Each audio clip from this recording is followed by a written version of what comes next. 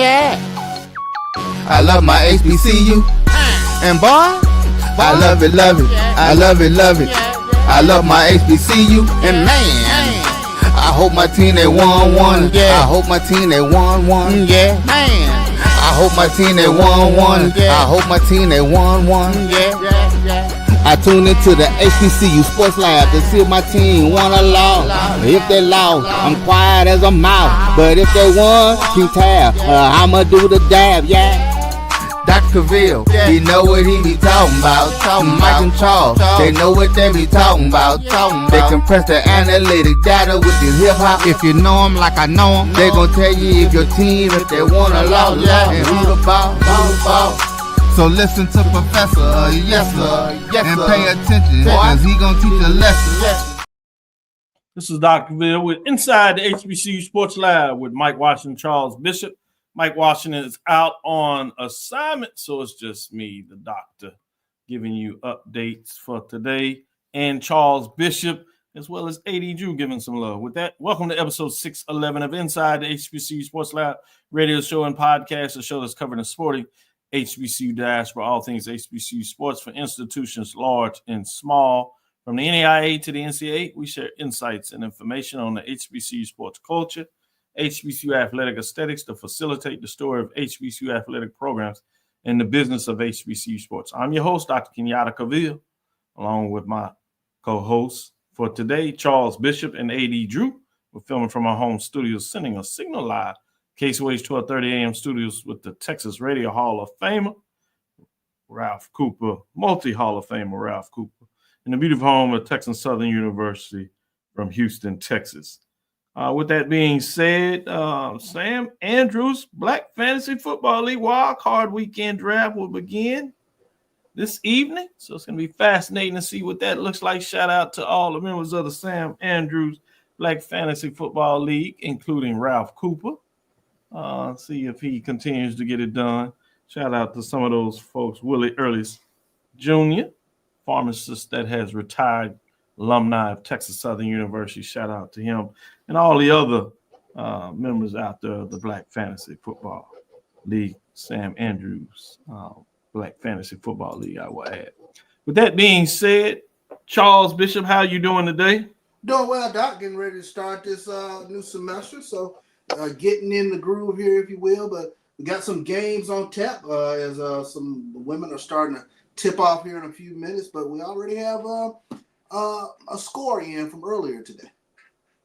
What score? Go ahead and don't hold out since you're going to tease the folks. Go ahead. For those that may not been able to catch it and realize the game started early. Go ahead. Yeah, this game was moved up because of the inclement weather coming into Mississippi. But Alcorn, they knocked off Alabama State, the women, 61-54 today. Big game today for Alcorn. Destiny's Brown, 14 points and 9 rebounds. Also, Nakia Cheatham. She had 10 points and 7 rebounds for the Lady Braves, who notched their first SWAC win on the season. Good stuff, good stuff. When you look at it from that perspective, I was going to ask you, are you keeping warm? But you put that out there where you see weather is already affecting folks across the country, particularly as we had a game canceled last week in the MEAC, and now we have one that's pushed up. Even hearing thoughts that some people will go back to a more traditional schedule, trying to get beyond the weather to Saturday and Monday, both doubleheaders for men's and women's, versus trying to do the women's showcase, as I like to call it now, on Thursdays, and Monday showcase for the men. With that being said, let me go to you, AD Drew. Are you able to stay warm? How are you doing? As long as I'm not at work, I'm able to stay warm. Just like you don't discover that your AC is not working properly until it gets hot. You don't discover that your heat is not working properly until it gets below 40. And with this week, with it being below 30, especially in the evenings, and I'm usually one of the first people in my office, if not the first person in the office. It's cold out in there, bro. We've had, unfortunately, 30-year-old facility. We've had some some issues with our boiler, and it's Working not through it, pleasant. working through it. So you have your It's outside clothes on inside to make sure you stay. I did not take my skull cap off the entire day today. How about that? There it is. And I went into a couple of rooms that I had to put gloves on to go into those rooms.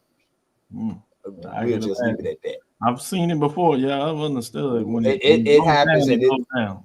And that's just not an HBCU thing. That happens everywhere. Yeah, this is one of those. If you did not need to be at work today, you work remote. That's all I'm gonna say. I got it. Today's episode of Inside the HBCU Sports Lab is sponsored by THG Agency LLC. THG Agency is a company that provides sporting, educational, consulting, and data analytics. With that being said, let me go back to you, Charles. What's on your mind with the news of the day? What has you thinking twice about the HBCU world? Yeah, let's start off with some news here from HBCUGameDay.com. As ESPN extends the deal with Jordan Reed, ESPN has solidified its commitment to one of its rising stars, former HBCU quarterback Jordan Reed, with a new contract extension. Reed, who played quarterback at North Carolina Central, has quickly become a prominent figure in ESPN's NFL draft coverage, showcasing his expertise and deep understanding of the game. Reed will continue to serve as a key member of ESPN's year-round NFL draft team, providing analysis and scouting insights through ESPN.com and ESPN+. So big news for Jordan Reed in terms of contract extension. Good stuff. Anytime you get a contract extension in the world of contracts, that's always a good thing. So shout out to Jordan Reed, HBCU, North Carolina Central University, getting it done on ESPN. I remember the first time seeing him do some work as he had the North Carolina Central Eagles football helmet in the background. Got me looking twice. Certainly was excited for him. He does some really good work. And this is the time of the year where he really gets to shine as you start hearing that expectation with the year-round NFL draft, as they've made that an event. And as the season ends and coaches get dismissed and you start to move through the playoffs, you start to gear some ideas of who's up on free agent and stuff like that. It's just slowly trickling out there, obviously, and it would do an uptick. But now he gets to go truly make his money, as they say, as this is the time of the year where he really gets into it. With that being said, let me go back to you, 80 Drew. What's on your mind? First, I'm going to start with a PSA before I go into my news of the day. And my PSA is HBCU basketball fans, due to the weather this week in the Southeast, which is definitely affecting two of our conferences, that being the Southwestern Athletic Conference and the Southern Intercollegiate Athletic Conference. Please check your favorite team's social media and or website to keep up with games, as games are being switched around, moved at the last minute. Like Charles said, I didn't even know that there was a game that had already been played today. So please stay up with that, because number one, we don't want you on the road. We want you on the road to go cheer on your favorite team, but we don't want you on the road if it's not safe. So, and a lot of these athletic administrators are taking due diligence to make sure that these games are play safe, not only for the student athletes, but the fans and the staffs that have to attend these games. Now, well said. Now that I've got that out of the way, and the only reason I think about that, because that's literally what I've been doing all day today, is throwing out different times where if we play and if we don't play, and days and all that kind of stuff. Anyway, I don't know if I'm excited or nervous about this person that I'm getting ready to talk about, y'all. And that's Howard freshman Blake Harper. MEAC Player of the Week, and Rookie of the Week. And of course, that's presented by Coca-Cola. And just for full disclosure, Norfolk graduate guard Brian Moore was the Defensive Player of the Week. But let's talk about Harper, man. And the only reason I'm nervously excited about this is because in 10 days, my Morehouse Maroon Tigers will be playing the Bison of Howard on ESPN Plus. So I get to see this firsthand. And I will definitely come back with a report of let's see, too much hype, not enough hype, or right amount of height. I'll let y'all know. Harper, 6'5" freshman, tied his career high of 34 points to lead the Bison to a 194 victory over Delaware State in the MEAC Conference opener. He added 6 boards, two dimes, and 1 steal while knocking back 10 of 12 shots from the field. 10 of 12? Wow. 3 or 4 from behind the arc, and 11-11 from the charity stripe. They don't call it free 99 for nothing. Against Yale, Harper had a measly 16 points with 6 rebounds, 4 assists, 2 steals, and a block. You know, just an average stat line. So for the week, that's 25 points, 6 rebounds, 2.5 assists, and a steal, and 1.5 steal.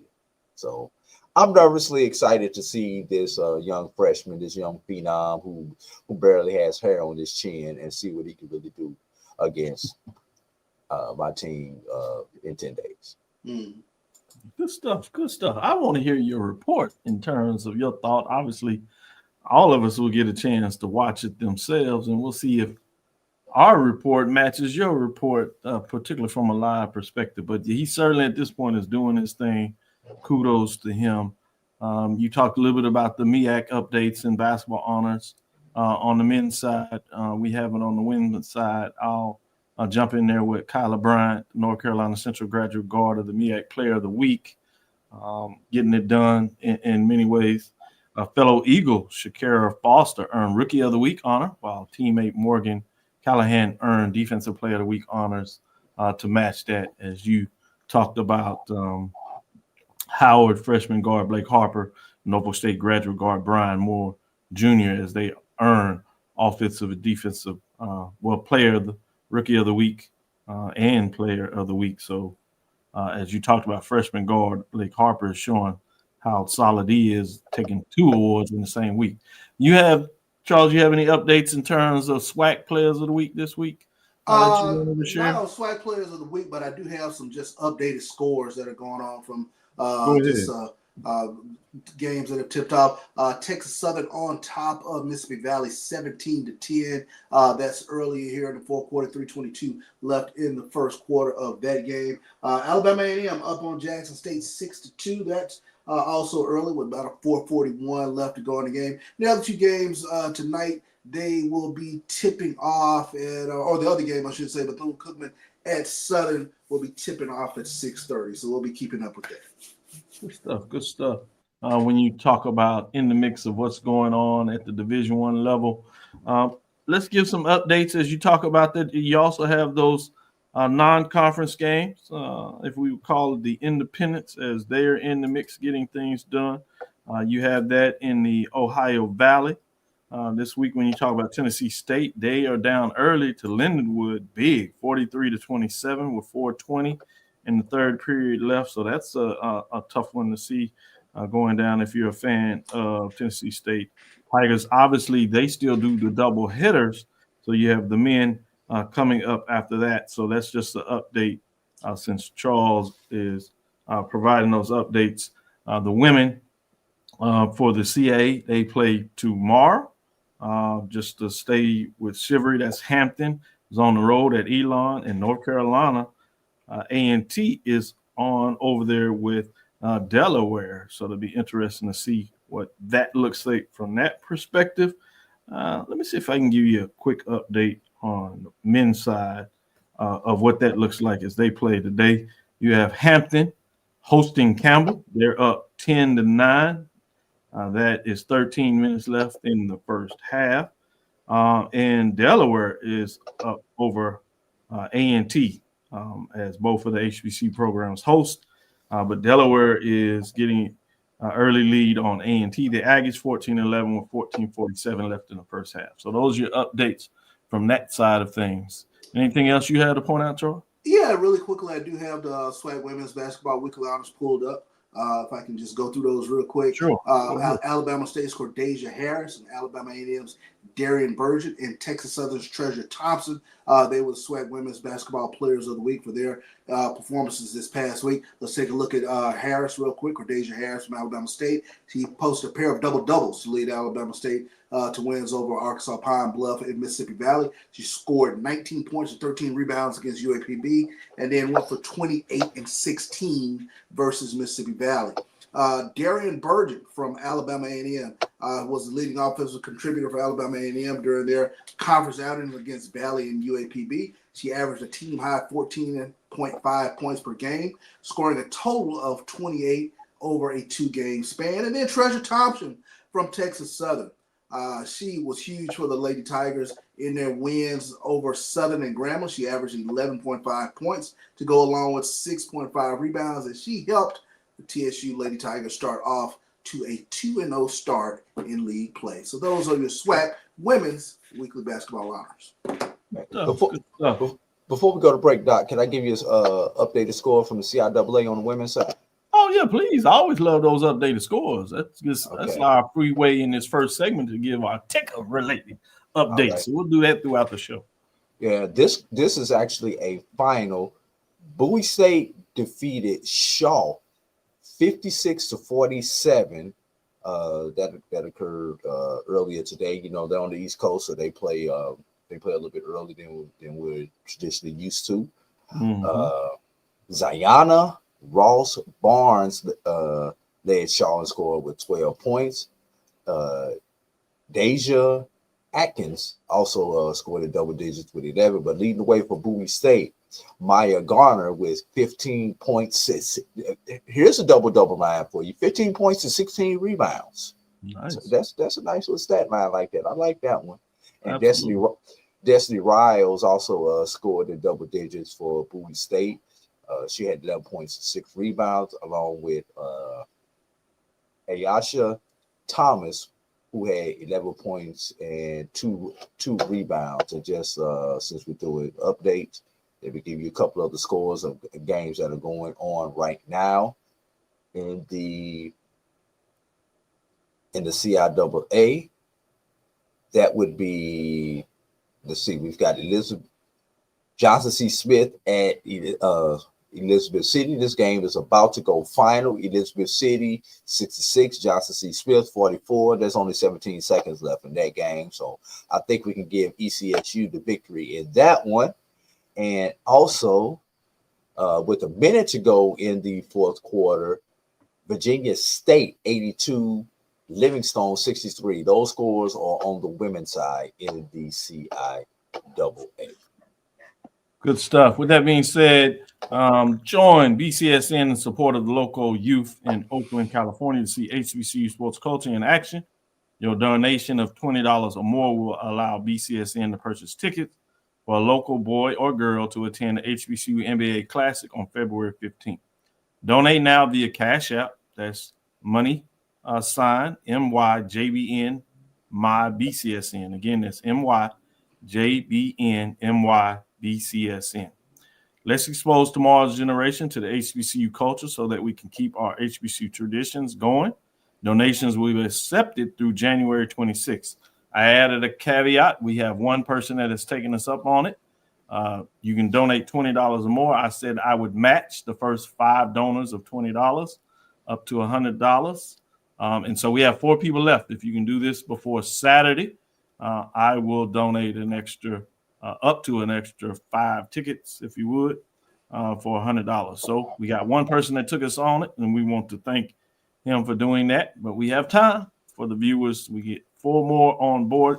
We'd love to see it happen before the end of the show. So let's see if we can get those out there. And let us know if you donated. You can put it in the chat, and we will certainly recognize you. With that being said, let's go to our first break. Come back on the other side. Let's get into some CIAA talk specifically in regards to records and get some AD thoughts in terms of what's going on. We'll let Charles jump in there and ask his question or provide some insight as well. We'll break down some of these records, who's on a win streak, and then we'll let AD do his thing. With that being said, let's take our first break and come back on the other side. Looking for the ultimate cultural experience of 2025? The Zora Outdoor Festival of the Arts is where you need to be. From January 31st to February 2nd, Eatonville, Florida will come alive with incredible live performances from the Levert Experience and the Bar Cave. Immerse yourself in interactive art. Shop from over 80 vendors. Take a journey through history with a new virtual tour app. And enjoy family-friendly STEM activities. Plus, don't miss the unforgettable R&B tribute to the legends, honoring talents such as Whitney Houston, Marvin Gaye, and Luther Vandross. This is more than a festival. It's a celebration of Eatonville's rich cultural heritage. Visit zorafestival.org for tickets.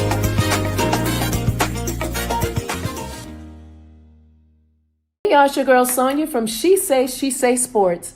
Make sure to check us out every Friday morning at 9 a.m. on Black College Sports Network, YouTube, and Linktree. And please don't forget to subscribe to our YouTube page.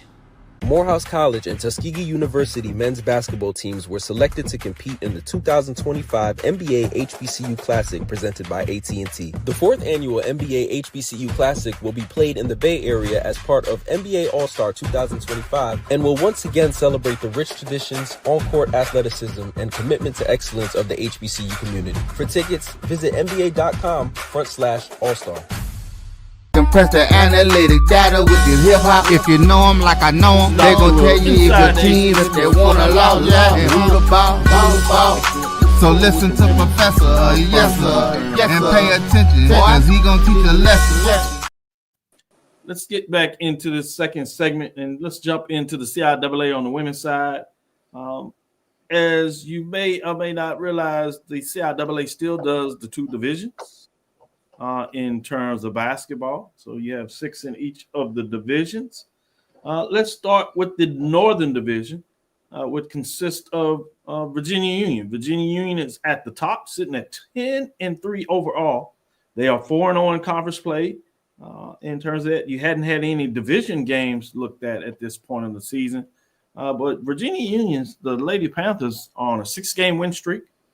As of release of this update, some playing some really good basketball. But right behind them, literally in terms of one game back, is Bowie State, the Lady Bulldogs. They have a 1-game win streak, so they kind of bouncing back after playing some good basketball. They're 11-7 overall, sitting at 5-1 in terms of their record of the season, just behind Virginia Union. And then I'll go with the third one sitting there with Virginia State. These are the folks that are usually in the mix at the top of the Northern Division, so not much surprise there. The Virginia State is sitting there at 9-3, the 3-1 in terms of their conference record, and they have a 2-game win streak. So with that being said on that side, let's jump in a little bit on the Northern Division CIAA, particularly with those top 3 teams, AD Drew. What is your thoughts in terms of how Virginia Union has played thus far? Can they push through and hold things out, or will you see Bowie State, Virginia Union, or even one of these teams that are sitting down there, Lincoln, Pennsylvania City 4-2, Elizabeth City at 3-2. Bluefield State is struggling. They're 0-4 in terms of the conference race.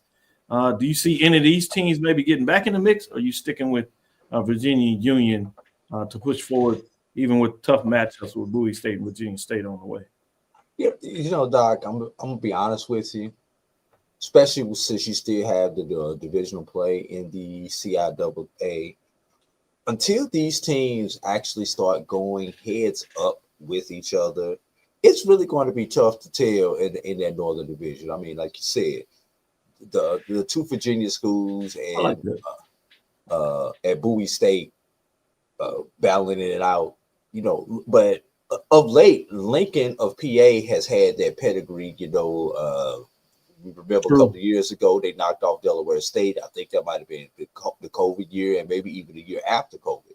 They knocked off Delaware State. So that's going to be the team that I'm still, although they have lost their coach, they still have that tradition of winning there of late at Lincoln. So if there's one team that can definitely get back into this mix, I'm looking at Lincoln of PA as being one of those teams that can get back into the mix because they play good ball up there. So that's the team to keep an eye out on. Good stuff there from that side. Charles, from your perspective, anything surprise you out of the CIAA Northern Division? I know it's early, but even at this point, anything surprised you? I mean, the usual cast of characters. Virginia Union, Virginia State being right there in the mix. Not too shocking. I was going to ask you, AD, but I think you answered about Lincoln, Pennsylvania. Like, who was a team, a dark horse team, or a team that has some talent that can challenge up there in that upper echelon in the Northern Division? Yeah, that would be the one team that I would say don't count out. And it may not be until tournament time till we hear from Lincoln. But is there a player or a couple of players that we should start keeping an eye out for with regards to their play on the court? I just lost a name. Young lady who. Anytime you get somebody who get a 15-15 game, if I could pull that double.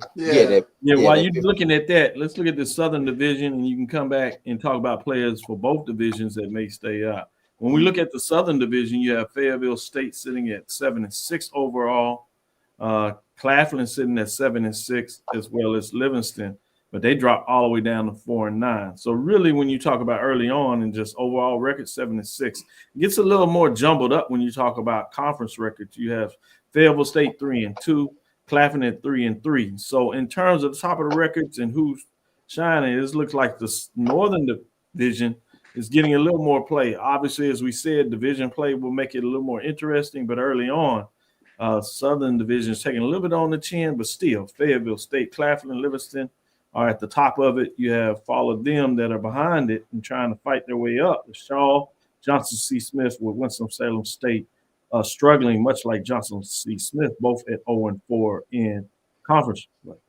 Talk about Fayetteville State, Claflin. Is it the indication in terms of the record that they're not where Virginia State, Bowie State, which most of us would glean that would be the case?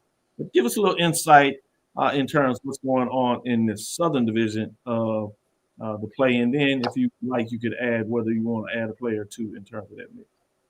Yeah, Claflin is one of those traditional powers, and I say traditional because it's not like they've been in the CIAA for 100 years like some of the other teams. But when we talk about lately, Claflin has been one of those teams that has been doing something. One thing I like about Claflin is they're only giving up 56 points a game, Dr. Cavil. So defense travels. Defense is always louder than that band that's playing when you're on the road. Right. You can shut teams down with your defense.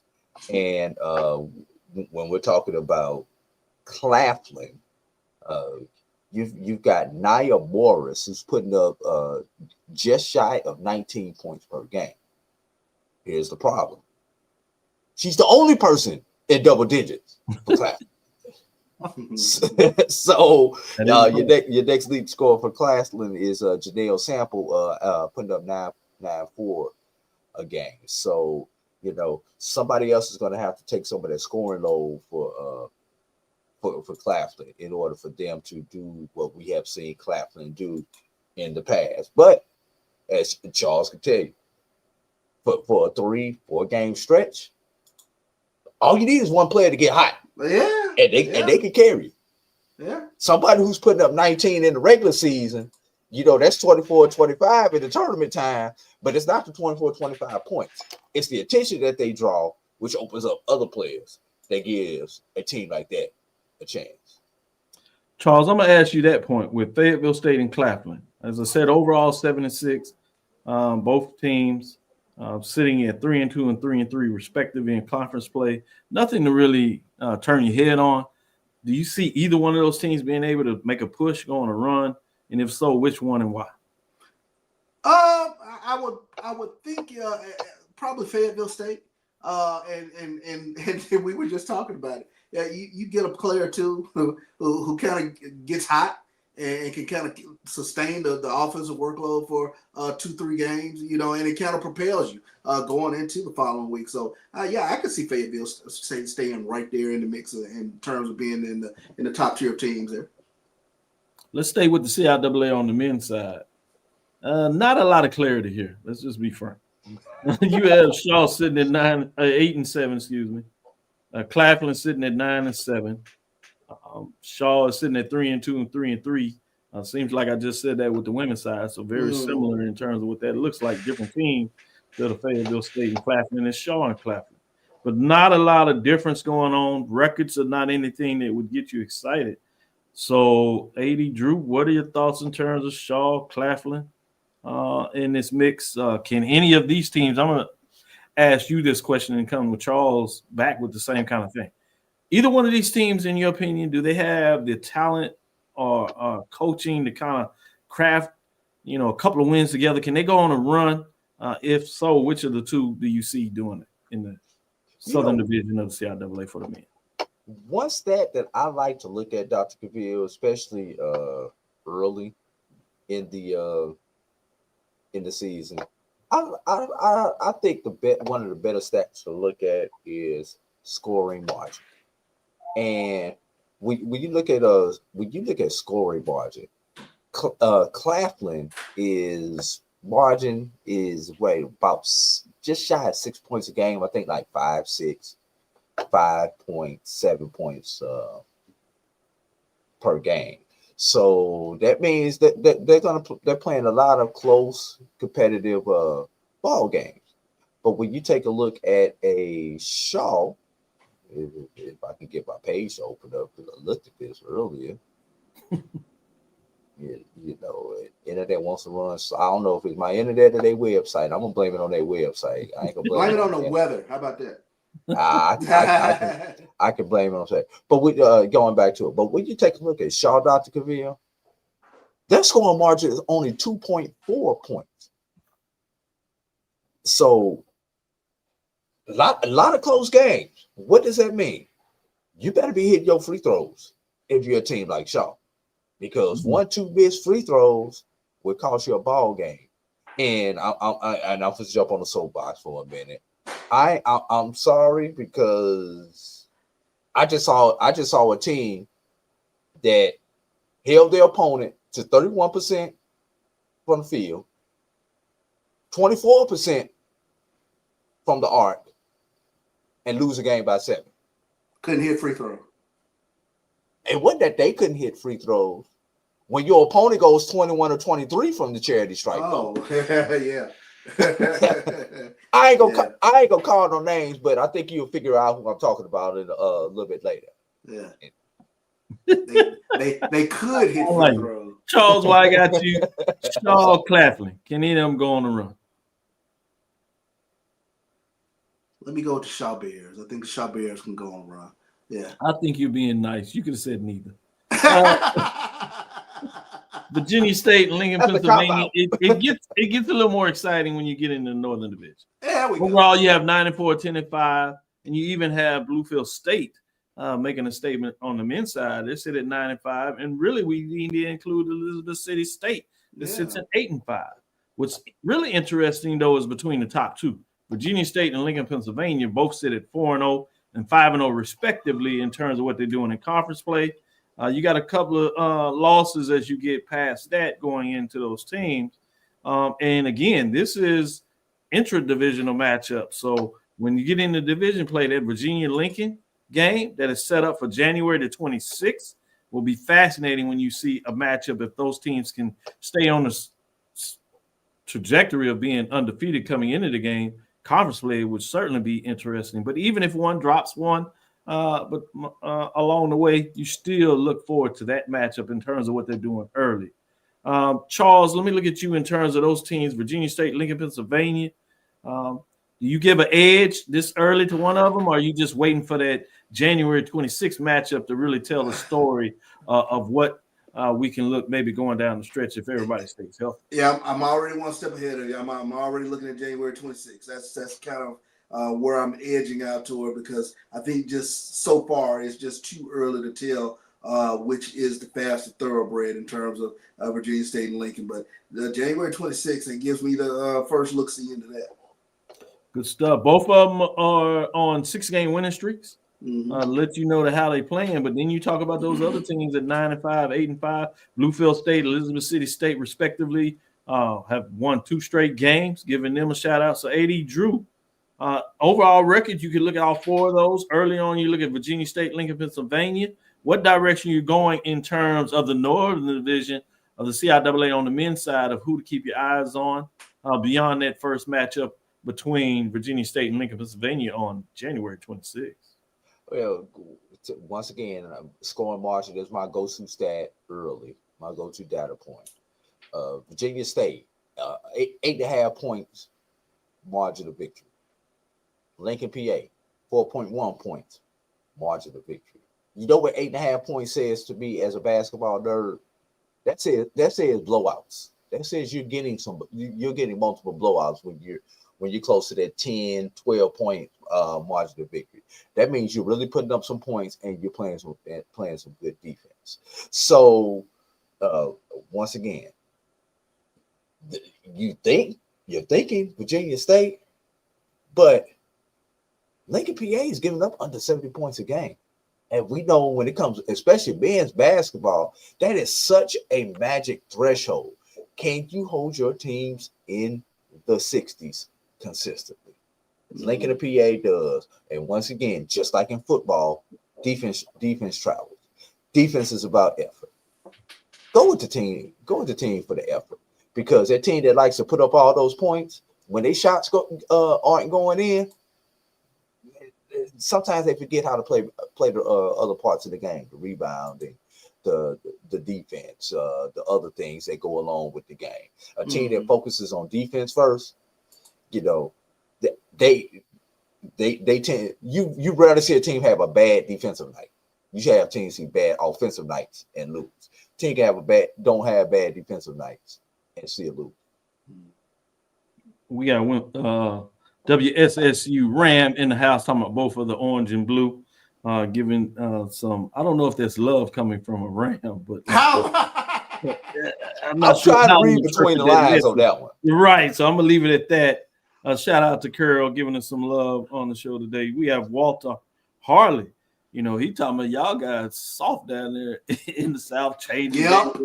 He mentioned expected snow for Saturday.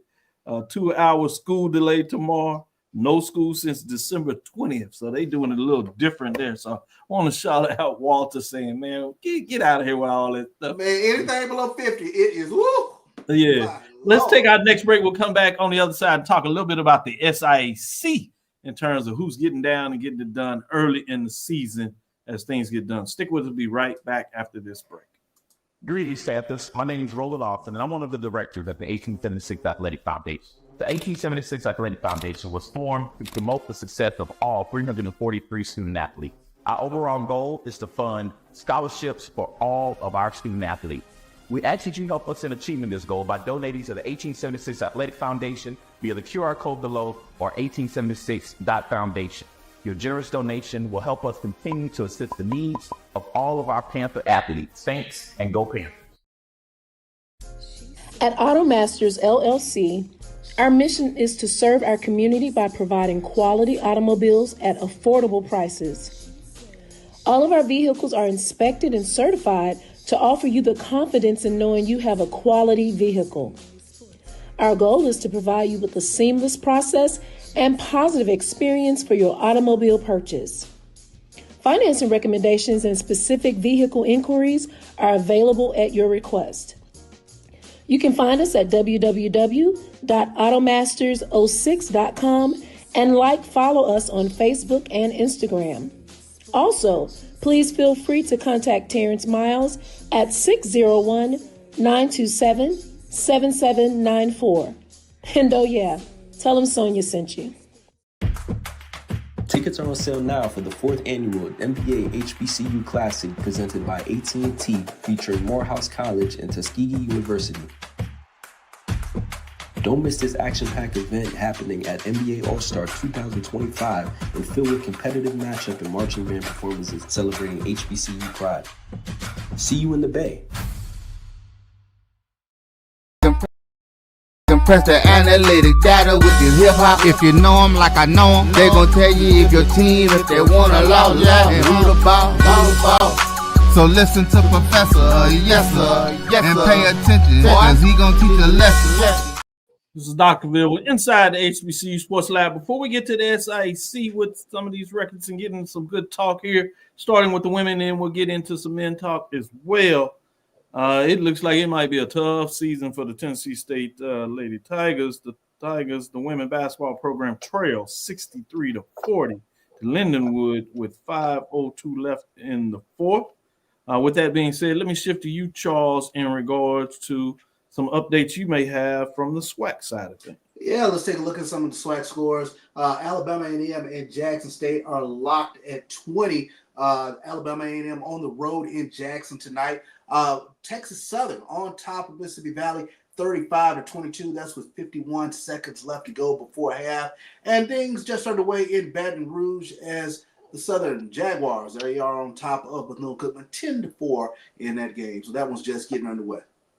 Great update there. Oh, man, those lady Texas Southern Tigers, the women of Texas Southern, the Tigers, as they like to say. Hey! On this board, boy, they're looking to try to make it 3 in a row. That's pretty nice, the way to start things off. Certainly couldn't be any better. With that being said, A&T on the men's side in the Coastal, A&T is down by 10 as they trail Delaware 44-34. At home, that's 2 minutes left in the first half. Hampton is up over Campbell at home 30-16. That's with 1:13 left in the first half. Both of those games are broadcast as well. We get an update with that as we go back to the SIC on the women's side. Let's start with the West. We're going to start a little further away from home for AD Drew. With the West side of things, we'll give you those updates in terms of what that looks like in the conference play.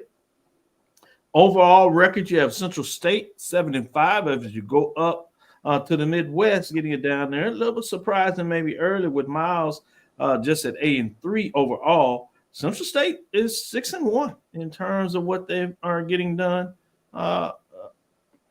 in conference play. While Miles is just behind them by a game, 5-2 in terms of the standing.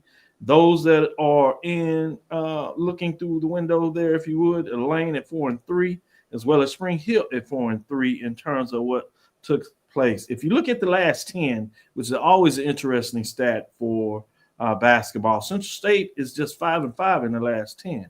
But Miles, while they're just one game behind, they're actually 8-2 in their last 10 games. So they've played some good basketball overall. Stumbled a little bit in terms of conference play. So let's go to Drew there. What are your thoughts in terms of what you're hearing and seeing from Central State and Miles out of that Western division of the SIC on the women's side of things? I'll tell you what was interesting was the fact that Miles lost to Clark Atlanta, and this goes back to last week on last Thursday. Although I have not seen this version of the Miles Golden Bears as of yet this year, I have seen Clark Atlanta play some ball, and I know we haven't gotten to the East, but Clark Atlanta beating Miles was kind of a statement in the conference because Miles with the last year's Player of the Year, Ayanna Williams, is still on the team. You know, she's a nightmare for a lot of these teams out here. She's only about 5'2", but she's quick as lightning, as they say, and is not afraid to shoot the ball. So I think that's something that's interesting. But I did say she was 5'2". Did I say she was 5'2"? Clark Atlanta's guards are a little bit bigger than her 5'6", 5'7" at the guard spot. So maybe that might be the key to beating a team like a Miles. If you've got big, faster guards, you can't have big and slow. You gotta have big and fast, and you gotta keep those Golden Bears off the boards because they hit the boards hard. And one thing I would tell you, you better be prepared to handle the ball for 40 minutes against the Golden Bears because they're gonna press you. They're gonna full court press you. They're gonna half court trap you. They're gonna do some junk stuff to you. You know, this is a well coached team. I'm not worried about them. Long story short. Charles, it seems like you have a question that you want to follow up with Drew. Go ahead. Well, I got an opportunity to catch that Miles Tuskegee experience in terms of calling that game, but I just wanted to ask, if I'm a visiting team, what place don't I want to go on the road? I mean, it is chaos. That's one of them. Okay. But you definitely don't want to go to Fairfield, Alabama, especially at night and play. It's something about that. I'm trying to be politically correct when I say this. That is an intimidating place to go after dark. We'll just say it like that. Just navigating to the campus, parking your car or parking your team bus, and getting there to play. Then when you get on the court, the people are literally sitting on top of you. They are. You know, it's a jewel box basketball arena. And they only got about 10 rows of seats, Dr. Cavil, and maybe about 12 on the other side. And for some reason, it seems like you can't walk behind the visiting team bench without bumping into a player's chair. You know, it's one of those places that are that type. Other places that are just like that. Clark Atlanta is another place that's just when the students are there, and that place is nice. That's a tough place. Coach Green says it's not that bad. Coach Green, maybe because of who you coach. I happen to coach the rival, so I maybe I'm looking at it from different color lenses when I was with the rival. But speaking of Coach Green, plus he has his tough hat on, and we're gonna switch over to them because that's what Coach Green is waiting on to talk about. Edward Waters, which I'm gonna go to you. I want to talk about that. I want to talk about Adams Jenkins though. Exactly. I'm gonna let you go on, but I just want to give a highlights of the Eastern Division so you can go in and do your thing. Shout out to Coach Green doing his. As you have the top of that division, are actually tied between Clark Atlanta and Edward Waters. Coach Tiger, Coach Green and his Tigers, the Edward Waters, are sitting at 5-2 as well.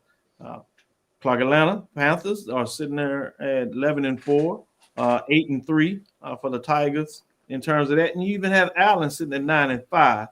They're 4-3 in the conference play. So those are three teams that are kind of in the mix in terms of what that looks like. So fascinating to see how it goes down in terms of that. I almost had to catch myself and started to ask about Morehouse. Just I instantly thought about Drew, and then I realized that's right. No, they don't do it on the women's side.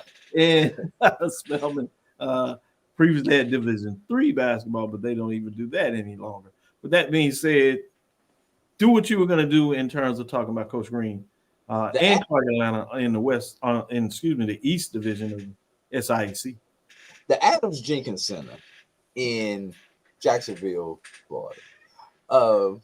Another place that's a little intimidating to pull into. We'll just leave it like that. But when the band is there, the students are there, and Prez is down there sitting in the front row. And those who don't know, they call him Prez. It's Dr. A. Zachary Faison. Is down there sitting on the front row, giving the officials hell, which he does better than any president that I've ever seen. Wow. That's all.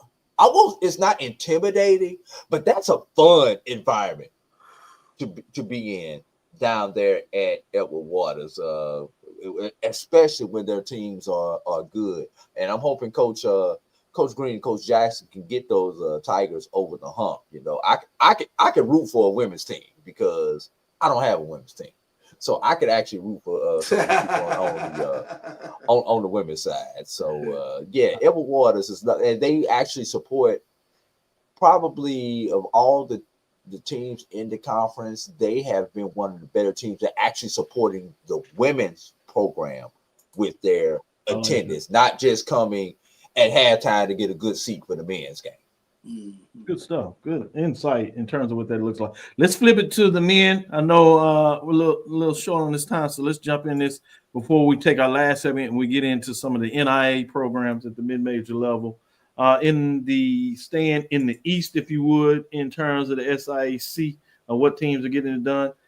You have Clark Atlanta doing the double-double, both having a good season in men's and women's basketball. The men sit at 9-5 overall, just like Edward Waters also doing it on both sides. That also sit at 9-5 overall. However, Clark Atlanta sits at 6-1, while Edward Waters sits at 5-2, along with Albany State sitting at 5-2. That is just 8-6 overall in terms of what that looks like. When you look at the last 10 for Clark Atlanta sitting at 7-3, both Edward Waters and Albany State last 10 are at 6-4. When you talk about that last 10, let's include Morehouse at 6-4 as well in terms of the last 10. And they're right there with Albany State sitting at 5-2 in the conference race. So they're just one game back between the leader at Clark Atlanta. And when they get together in a head-to-head matchup, anything goes. So that will obviously be fun on the men's side of things. But yeah, 4 teams that are certainly in the mix. All 3 of them sitting at 5-2. That's Edward Waters, Albany State, Morehouse. So that's fascinating. Let's go ahead and look at all this in the same. So I'll keep going with the West. When you look at Miles, that is really controlling it over there. Their last 10, they're set at 8-2, 10-3 overall, sitting at 7-1 in terms of conference race. The closest team behind them is the rival Tuskegee, sitting at 4-3. That is just 6-7 overall and 6-4. So they played a little better basketball of late when you look at their last 10. But that's a little bit about the SIAC on the men's side. 80 Drew, take it away. I'm gonna start off. The SIAC, for those who don't know, have been playing cross division. This is the first week where you actually start division play for a lot of these teams. Most people have been playing crossover. Outside of Savannah State and Morehouse, the only other teams that have played divisional matchups are Tuskegee and Kentucky State. And the only reason that those groups have played is because of the HBCU NBA HBCU Classic. So games had to get moved around in the schedule to accommodate Tuskegee and Morehouse going to Oakland. So they had to actually they had to get those games in a little bit earlier than everybody else who's going to open up within their own division this weekend. So Clark Atlanta, well, Miles, who was undefeated till they came to the house, lost, and then beat the number 1 on the east side Tuesday. Morehouse, who was sitting in second place, defeated Miles. Clark Atlanta loses. We're tied with Clark Atlanta, and then we go down to Savannah State yesterday and lose. So my point is, it's early. Surprise teams, Albany State. Nobody's heard from Albany State basketball in about the last 6-7 years.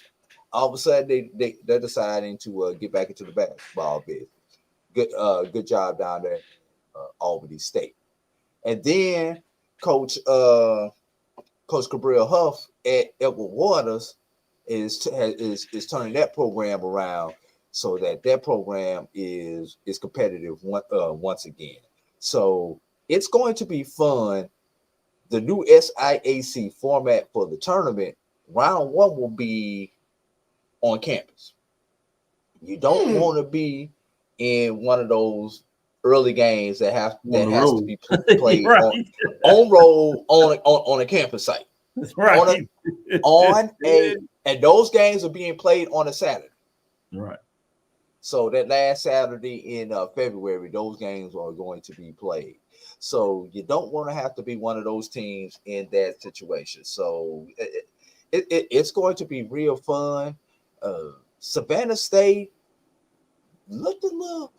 They were inspired yesterday, and I'll say this: we were the opponent that lost to them. New coach, previous coach walked away on Monday. Brand new coach on Wednesday. That group rallied around that new coach. Good. That group was not going to let that coach lose that game. First inaugural game. Yeah. That inaugural game, we did everything. We tried to step on their neck and they would not let us step on their neck. And like I said, 21 or 23 from the charity strike, Freak 99, it definitely hurt us on yesterday. So good luck down there. Team to watch out for. I think everybody pretty even. It's pretty. You got those 4 teams that are in the East. They're going to be jockeying for position all year. Can Central State in the West get into the mix with the Miles's and Tuskegee's and Kentucky State? That's what. Watch out for Spring Hill though. I like Spring Hill. Spring Hill can put the ball in the hoop. They can score some points. Can they play enough defense to make a difference? But all the parity is in the East, is what you're saying. Say again. All the parity is in the East, especially except for Miles. That is the parity in the East is there, but it's like top heavy. It's like half the league. The top teams up there are the parity, and I guess you could say that with the bottom teams, they're parity too. They just happen to be at the bottom. In the opposite so that's the thing there. One thing I would say before we take this break, so we make sure we can stay on top of it and switch and make sure we give some love to the NIA. I would say this: I like the idea, particularly at the Division II level, with playing those first games at home.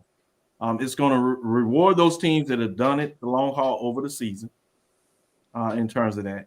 And it provides probably less likelihood for upsets, which is important for seeding in terms of the way that the Division II does it when you get multiple teams in the field if you do enough non-conference and have really a totality of the season, which we've seen in the SIEC has been some problems in terms of the upset. So I'm interested in that. Go ahead with your last thought there, AD. What's going to be interesting, Dr. Cavil, is when you see that team that's host on that Saturday still get on that run that we've traditionally seen in the SIAC. And I'm talking about either on the men or the women's side. Can somebody win their game at home on Saturday? Right. Go to the tournament site, beat somebody, especially if you wind up having to play the host seed at the tournament, and there's nothing worse than hosting a tournament while you're not playing after day one. I'm just saying, been there, done that. That's like the worst. But seeing if we can get one of those teams that have to play in, win on home, or even worse, win on the road, and really start doing something, and still get on that traditional SIAC run that we see every year, where one of those teams that get a bye or the double bye winds up having to go home on day one. All right, let's take this last break. We'll come back on the other side, talk a little bit of NIA, see if we can do that. 10, 12 minutes to get that in. And before we close out, Charles will allow you to get the updates from the scores before we do our final score. Let's take our last break, bring it back for at least a little bit of NIA. We'll probably stick mostly a little bit of the HBCU AC, and we'll talk about those teams that are really doing well at the NIA program and give you some updates as we come back from this break. This is Brian Fulford. AD Drew and I are co-hosts of the BCSN Sports Wrap. We talk about all things related to HBCU athletics. From the games, teams, coaches, and fan interest stories, we cover it all. You can find our shows on Facebook at BCSN Sports Wrap, YouTube at MyJBN Online, and everywhere you listen to podcasts like Anchor, Spotify, Google, and Apple Podcasts. You can also find the show on the Jericho Broadcast Network's app. Make sure to download. We look forward to you joining the conversation and being a part of the show. Looking for the ultimate cultural experience of 2025? The Zora Outdoor Festival of the Arts is where you need to be. From January 31st to February 2nd, Eatonville, Florida will come alive with incredible live performances from the Levert Experience and the Bar Cave. Immerse yourself in interactive art. Shop from over 80 vendors. Take a journey through history with a new virtual tour app. And enjoy family-friendly STEM activities. Plus, don't miss the unforgettable R&B tribute to the legends, honoring talents such as Whitney Houston, Marvin Gaye, and Luther Vandross. This is more than a festival. It's a celebration of Eatonville's rich cultural heritage. Visit zorafestival.org for tickets.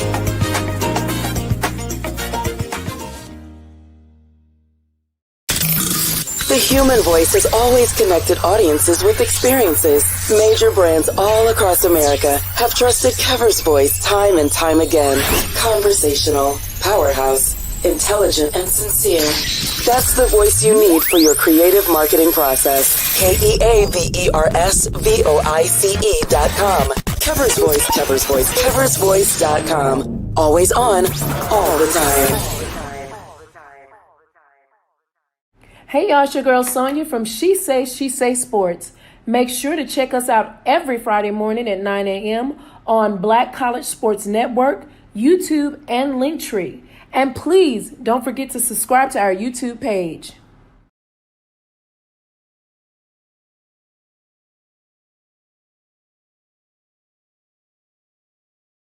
Compress the analytic data with your hip hop. If you know them like I know them, they gon' tell you if your team, if they wanna lose, and who the ball.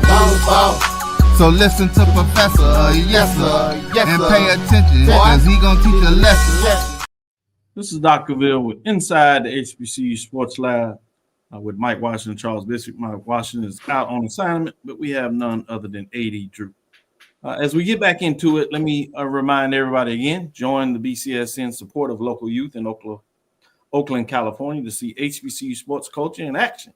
A donation of $20 or more will allow BCSN to purchase tickets for a local boy or girl to attend the HBCU NBA Classic on February the 15th. Donate via Cash App. That is $MYJBN,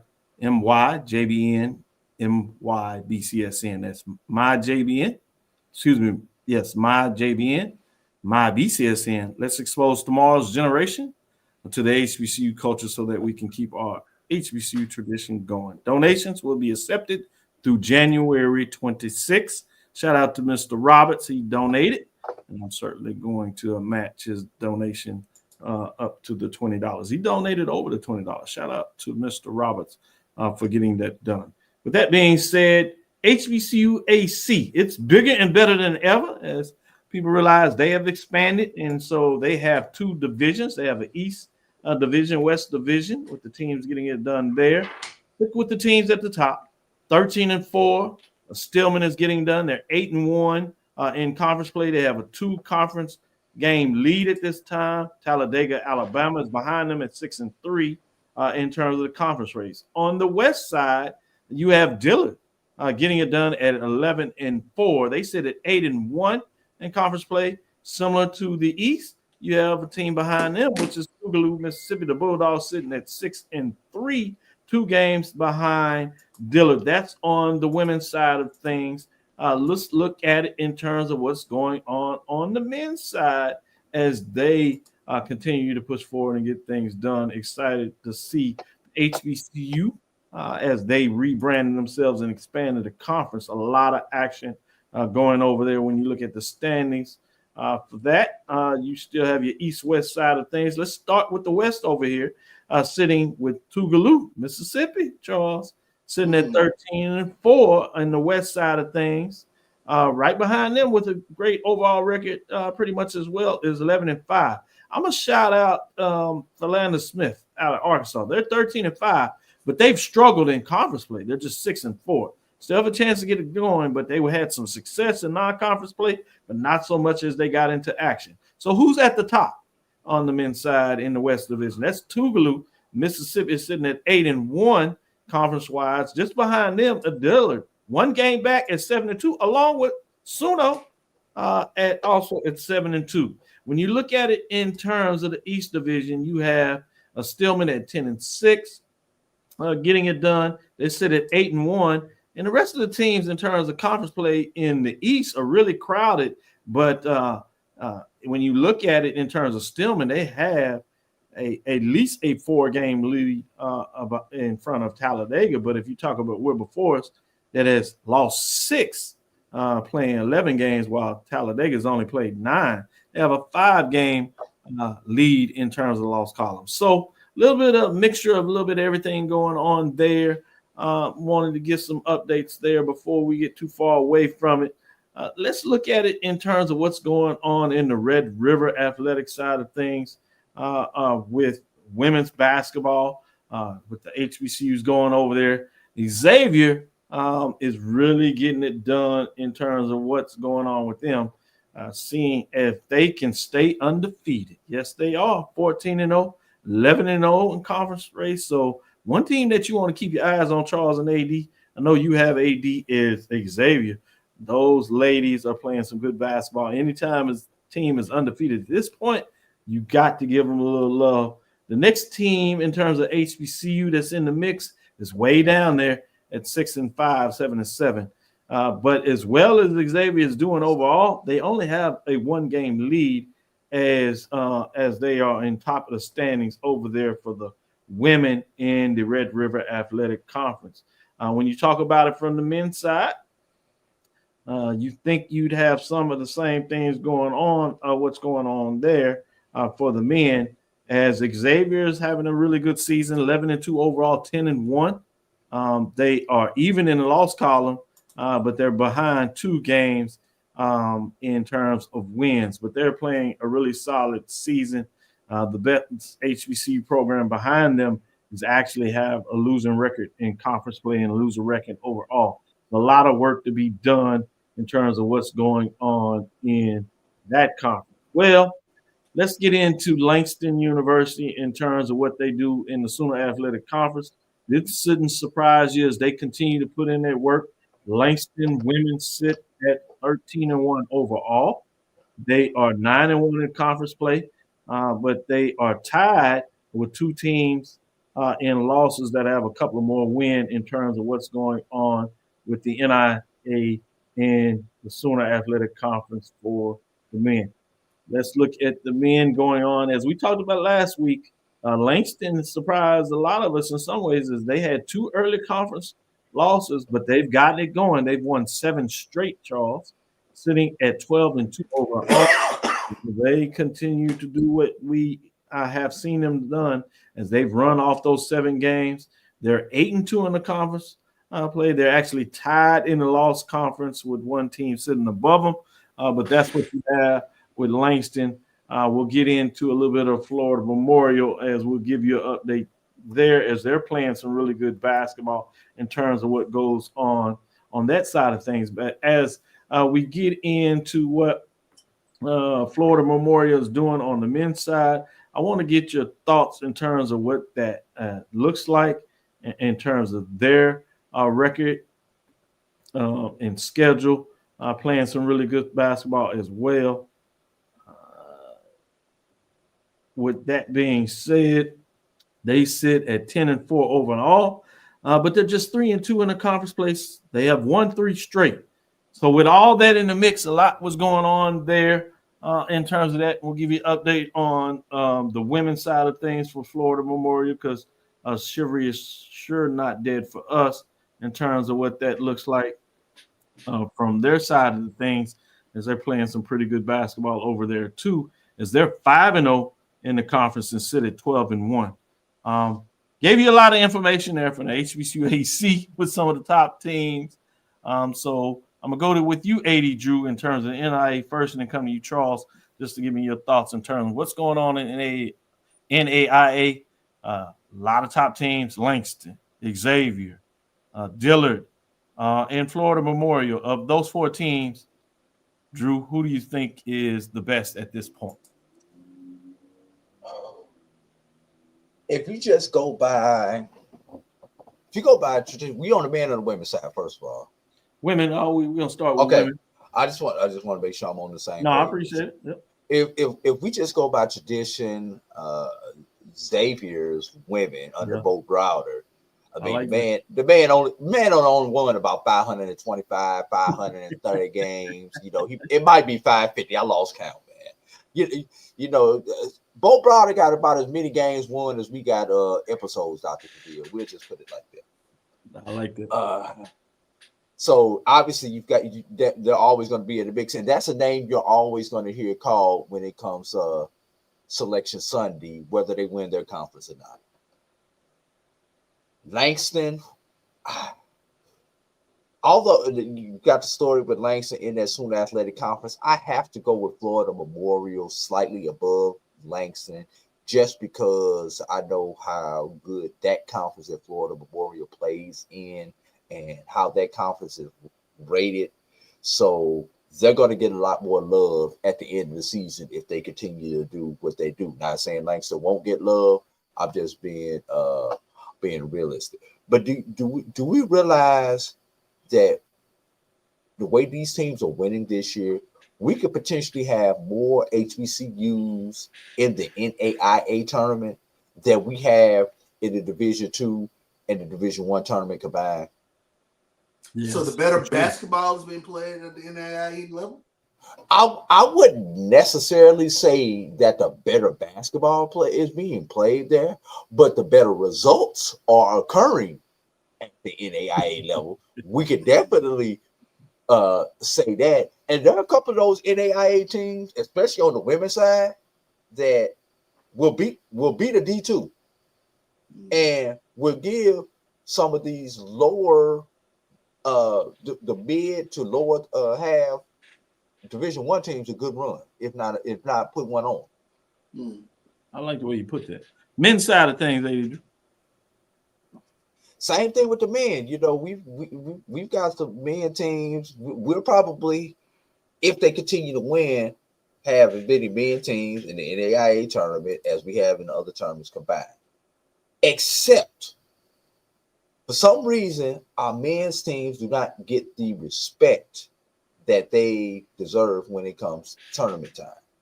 It's going to be real interesting to see if the HBCU AC is able to get a third team. They get 2 automatic bids. Will they be able to get a third team? Because right now, Steelman, Tougaloo, handling their business, deserve it. But there are a couple other teams that are there that deserve it. And let me flip back to the women's side. A team like a Dillard is also handling this business on the women's side there.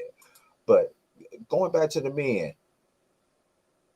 a lot of good competitive ball. Steelman and Tougaloo played a double overtime thriller in New Orleans back in December. These two teams do not meet again. They I was surprised when I looked at the schedule. They don't play twice. They rotate every other year. Yes, you're exactly right. Yeah, and I guess because there's so many teams in the HBCU AC, everybody only plays each other one time, it seems like. Right. And then that allows you to go out and play other competition, which is kind of a good bad thing, because if you can play the right competition, you have a good opportunity to build your resume. That's right. When it comes to March, pay attention to next week, everybody. The newest NAIA ratings come out. I believe it's on the 15th when the next set of ratings come out. Let's see how much respect our HBCUs are getting when the next set of ratings come out, because record-wise, we know they deserve to be there. What would the conference raters give them when these next set of ratings come out? Good stuff. With that being said, coming to a close, let me give you an update from the Coastal. Delaware State, as A&T has kind of closed things up a little bit after coming out from the half. They trail by 5, 54-49. That's 15:51 left in the second half. They kind of chop things down going into the halftime, and they put a little more dent into it in the second half. Still have a close one there, but Hampton is leading in the second half as well. They lead by 6. They're up over Campbell 32-26. That's 14:44 left in the second half. Both of those games on Flow Sports. In terms of the women's side, we'll get some final scores from Charles before we close things out. But with that being said, we do have a final for Tennessee State. As they lose by 14, Lindenwood gets it done 68-54 in terms of that matchup. Get a chance to follow and see what the men can do afterwards, as they will be on the road as well. But Charles, give us those final scores and your latest update in terms of SWAC women basketball before we do our final thing. Sure thing. Got a lot of games here in the third quarter. Texas Southern on top of Mississippi Valley, 49-31. Treasure Thompson, 13-9 thus far in that game. Jackson State and Alabama A&M, they're locked in Donnybrook. 38-36 is your score. Alabama A&M on top of Jackson State. 5:14 to go in the third on that one. And this game is at halftime as the Southern Jaguars on top of Bethune-Cookman. 36-30 in that game. Good stuff. Good stuff. Great show. Great updates. Love that we are able to give some updates for mid-major basketball, both NCAA Division II and NIA, getting it done, both for men's and women's. Thank you for listening inside HBCU Sports Lab. Yes. Got to show off this picture. Nice love. Get my man. Hey, Josh. Yeah. Good stuff. Good stuff. Couple fellas in the house wearing some tiger stripes. I like it. I like it. Thank you for listening inside the HBCU Sports Lab. Make sure you share our podcast with your friends and colleagues. I am Dr. Kenyatta Cavil, the Dean of HBCU Sports, come from inside the lab in the College of HBCU Sports with Mike Washington, Charles Bishop. Again, we want to thank you for listening to Dr. Cavill's Inside the HBCU Sports Lab with Mike Washington, Charles Bishop, and A.D. Drew every Tuesday and Thursday at 6 o'clock. So we will look forward to you next week. I missed the last comment. What was that comment that has everybody smiling? Say that time again, Dr. Cavil. Band talk. Oh, man, I'm writing you up, sir. Class is being dismissed. You got to get the notes from your friends there. Check it out as we will replay it on BCSN, or you can catch it at your leisure on Dr. Cavill's Inside the HBCU Sports Lab on YouTube. Last comment there, Charles? Yeah, happy Founders Day to the men of Phi Beta Sigma, including my late father, Charles Bishop Sr. I was going to give some love to Roy. I'm glad you did your thing and give him a little push since he's so busy celebrating his Founders Day that he can't even produce the show today. But the men of blue, Raymond as well down there. Aya, Holly, give him some love, and all the members, as you said, of Phi Beta Sigma for the work they do. As we kid because we care. Dr. Kenyatta Cavil, that's DR KENYATTACAVIL, Twitter, Facebook, and Instagram. Inside the HBCU Sports Lab on YouTube and Facebook. Dream big and continue to move forward. We will talk with you soon. Charles? Of course. AD? Lecture. Dismiss. Hey, stay warm, everybody. Please stay warm. No doubt.